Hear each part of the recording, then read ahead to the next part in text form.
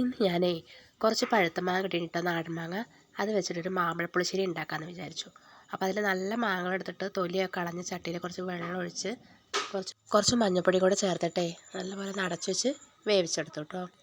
അപ്പോൾ നമ്മൾ അരപ്പ് റെഡിയാക്കാൻ വേണ്ടിയിട്ട് തേങ്ങ, കടുക്, ജീരകം, 2 പച്ചമുളകും കൂടെ എടുത്തിട്ടുണ്ട് കേട്ടോ. കുറച്ച് വെള്ളം ഒഴിച്ച് നല്ലപോലെ ഒന്ന് അരച്ചെടുത്തു. അപ്പോൾ നമ്മൾ ഇതിലേക്ക് കുറച്ച് ശർക്കര ഉരുക്കി വെച്ചിട്ടുണ്ട് കേട്ടോ, പാനി. അപ്പോൾ അതും കൂടെ ഇതിലേക്ക് ചേർത്തിട്ട് കുറച്ച് ഉപ്പ് കൂടെ ഇട്ട് നല്ലപോലെ ഇളക്കിയിട്ട് വീണ്ടും അടച്ചു വെച്ച് വേവിച്ചു കേട്ടോ. പിന്നെ ഇതിലേക്ക് കട്ട തൈര് കടയിൽ നിന്ന് മേടിച്ചിട്ടുണ്ടായിരുന്നു കേട്ടോ. വലിയ പുളിയൊന്നും ഉണ്ടായിരുന്നില്ല. അപ്പോൾ അത് കുറച്ചൊഴിച്ചിട്ട് നല്ലപോലെ ഒന്ന് ഇളക്കിയെടുത്തു. എന്നിട്ട് അതിലേക്ക് തേങ്ങ നമ്മൾ അരച്ച് ചരപ്പില്ലേ അതും കൂടെ ചേർത്ത് തള വരുന്നതിൻ്റെ മുന്നേ ഒന്ന് വേഗം ഒന്ന് ഇളക്കിയിട്ട് ഒന്നും കൂടെ വാങ്ങി വെച്ചു കേട്ടോ. കറി വറുത്തിടാൻ വേണ്ടിയിട്ടേ ചട്ടി അടുപ്പത്ത് വെച്ച് അതിലേക്ക് കുറച്ച് വെളിച്ചെണ്ണ ഒഴിച്ച് കടുകും അതുപോലെ തന്നെ വറ്റൽമുളകില്ലേ അത് 2 കഷ്ണമാക്കിയിട്ടു. അതുപോലെ കുറച്ച് കറിവേപ്പില കൂടെ ഇട്ടിട്ട് ഒന്ന് വറുത്തെടുത്തു കേട്ടോ. അപ്പോൾ ഇവിടെ ഞാൻ ഇങ്ങനെയാണ് മാമ്പഴപ്പുളിശ്ശേരി ഉണ്ടാക്കാറ്.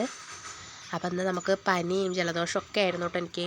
അപ്പോൾ അതുകൊണ്ട് തന്നെ വായ്ക്കൊരു ചൊടിയുള്ള എന്തെങ്കിലുമൊക്കെ ഉണ്ടാക്കാമെന്നാണ് മാങ്ങ കണ്ടത്.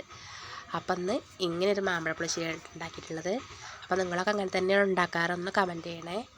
അപ്പോൾ ഇന്നത്തെ വീഡിയോ അത്രയേ ഉള്ളൂ കേട്ടോ. അപ്പോൾ ഇങ്ങനെയൊന്നും ചെയ്യാത്തവരൊന്നും ഇതുപോലെ ഒന്ന് ട്രൈ ചെയ്ത് നോക്കണേ.